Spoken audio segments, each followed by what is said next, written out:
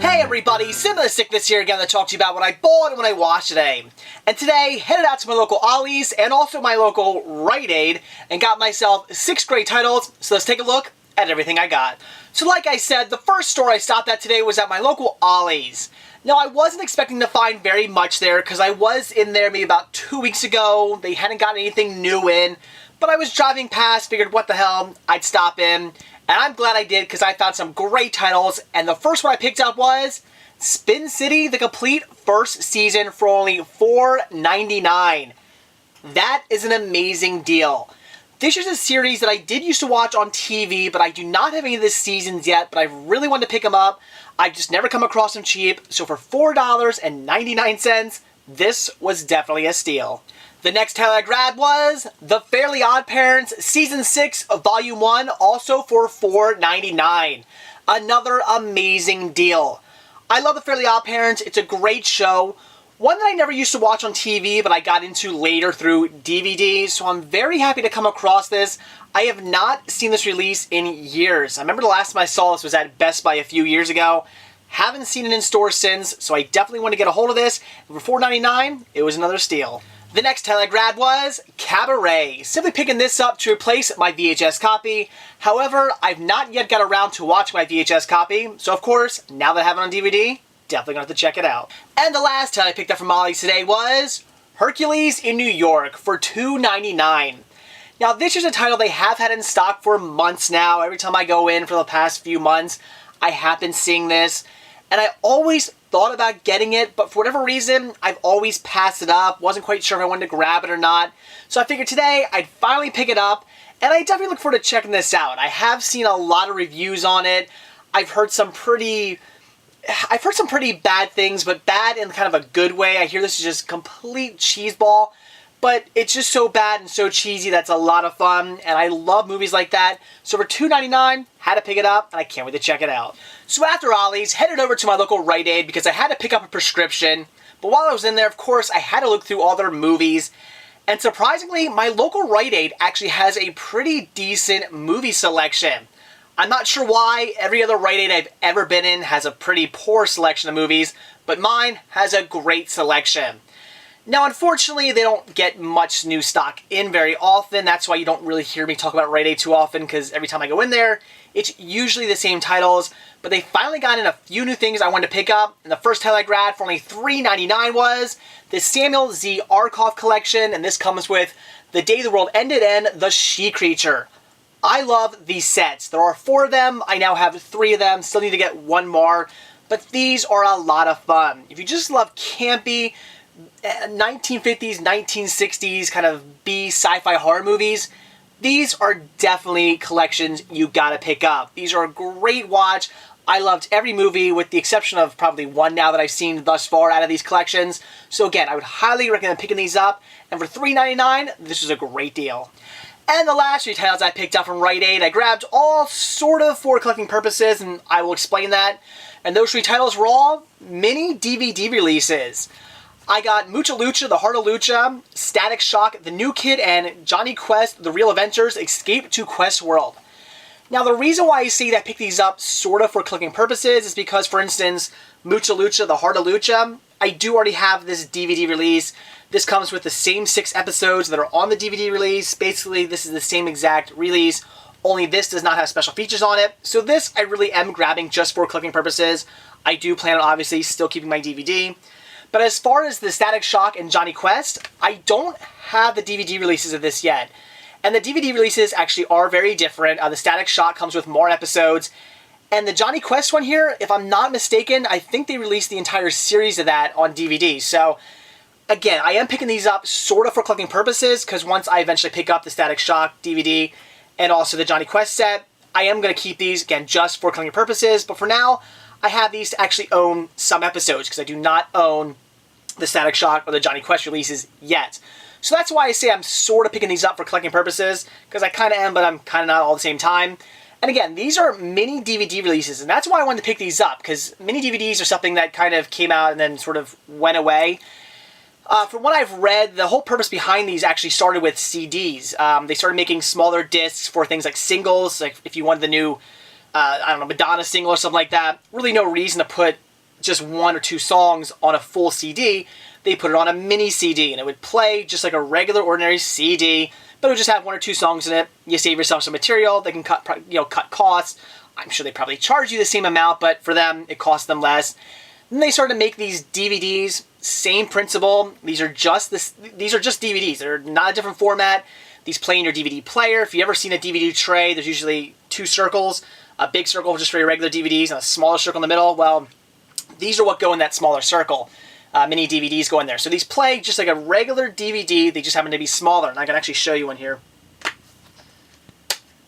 As you see, just a small DVD. That is it. And I actually like these cases. They're kind of interesting because on the front here, obviously they show you just regular cover art, but then you flip over the back, and the disc is actually upside down in the packaging, and it says a little bit of synopsis, but it shows you the disc too. I just think the packaging on these are pretty interesting. I kind of like how they show you the disc.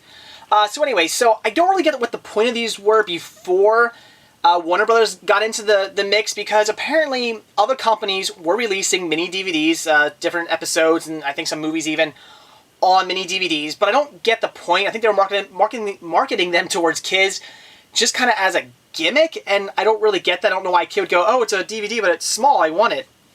I don't understand that. But eventually Warner Brothers got into the mix, and they actually teamed up, and I can't remember the company they teamed up with, but they did team up with an electronics company, and they started actually making mini DVD players, which were little portable players. Apparently they fit in the palm of your hand. Really cool looking. I remember years ago, maybe this could have been like 10 years ago, I remember seeing them in places like Walmart and whatnot on displays with all these mini DVDs. At the time, I kind of thought it was kind of stupid. And I never bought a player. Kind of regret that now because I'm having a hard time tracking one down.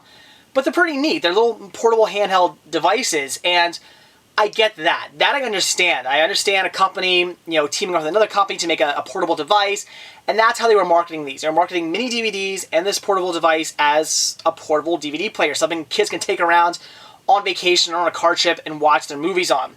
I get that, but before that, don't really get what the point of these mini DVDs were. From also what I read, apparently Warner Brothers, when they teamed up with the other company to make that mini DVD player, they're apparently going kind of like head-to-head against Tiger Electronics and Hasbro with their Video Now player. Apparently they were trying to compete with them.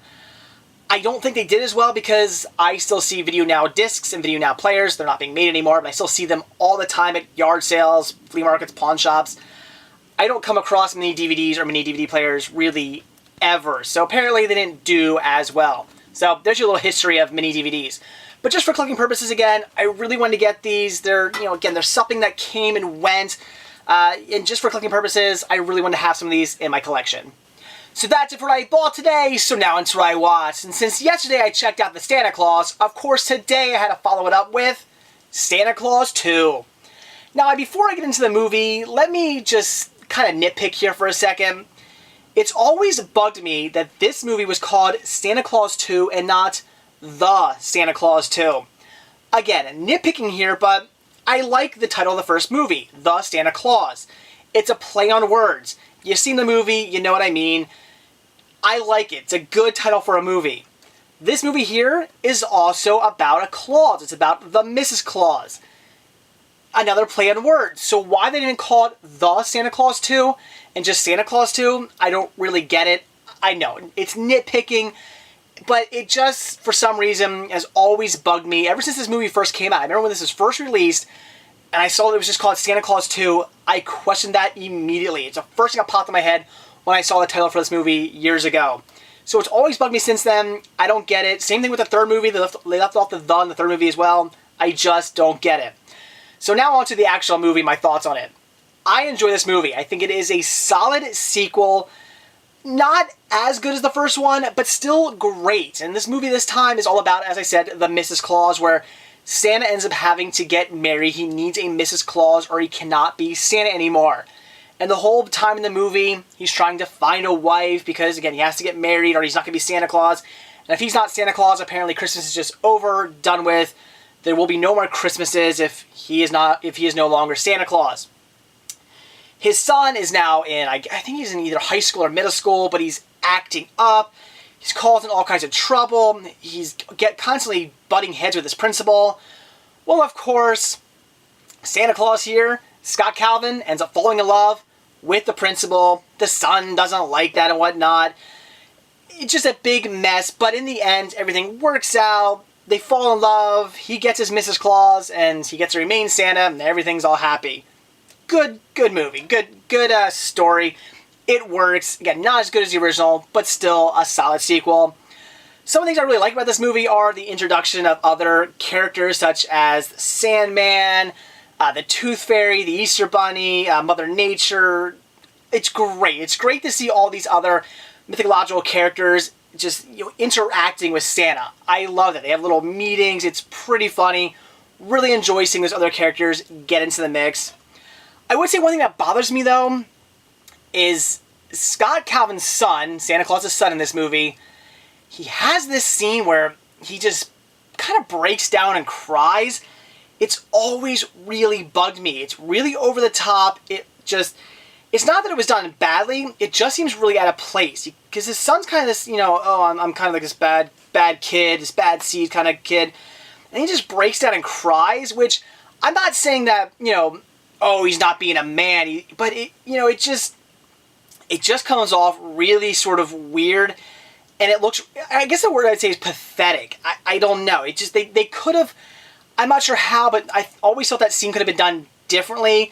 Because I never wanted to think of his character as pathetic. Because as soon as he does that whole crying scene, it really starts just acting like a baby. And I immediately look at him throughout the rest of the movie as just kind of not as strong as a character as I once saw him. I just kind of see him as a little weakling. I just think he's not the same guy that he was throughout the rest of the movie. And it's always really bugs me. It just seems like this weird scene that they didn't need to put in there.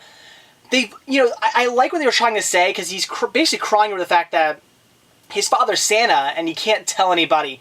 The secret's really hard and stressful on him, and I can get that. I can see what they were going for, and it works. I just think they maybe could have left out the part where he just started, bawling like a little baby. It just seemed really weird and kind of made his character not as strong, at least for me anyway. I just had a hard time with his character throughout the rest of the movie. I just never looked at him the same way ever again. So, again, that's a bit nitpicking, but it's just always a scene that has bothered me. So in the end, like I said, this is a solid sequel. Very good, very funny. If you enjoyed the first one, there's no reason not to check the second one out. The third movie, on the other hand, because I know a lot of you are probably going to ask me, and I'll just tell you now before I get all the comments, will I be watching a third movie this year? Probably not. I do enjoy the third movie. I think it's okay. I think it's definitely the weakest out of all three. It's not nearly as good as the first two, but I do still enjoy it. It's still a decent movie. It's got Martin Short. Can't go wrong there. I love Martin Short. But I just don't think it's a movie that you need to watch. Personally, I feel if you watch a Santa Claus, you need to watch Santa Claus 2 immediately afterwards. They're just one big movie in my eyes. That's how I've always seen both movies. I always watch them back to back.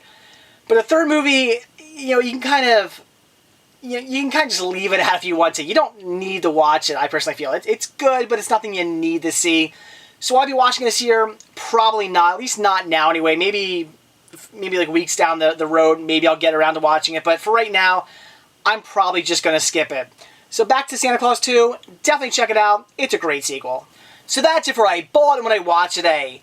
Definitely excited about the titles I picked up from my local Ollie's today and my local Rite Aid, especially those mini DVDs. Very happy to have some of those in my collection now. And also watching Santa Claus 2, like I said, it's a great movie. I love it. A solid sequel to the Santa Claus. I would highly recommend checking both movies out. But if for any reason you've only ever seen the Santa Claus, definitely check out Santa Claus 2. You'll love it. So that's it. Thanks for watching, and stay tuned to see what I bought when I watch tomorrow. See ya.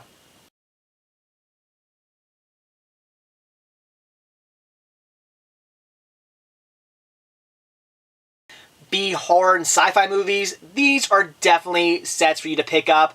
I got this say for dirt cheap. I don't remember how much I paid for it. Should have looked that up before I did this. Fuck. But of course, while I was in there, had to check out their DVDs. And for whatever reason, I actually, from what I've read, heard they were trying to go into the market against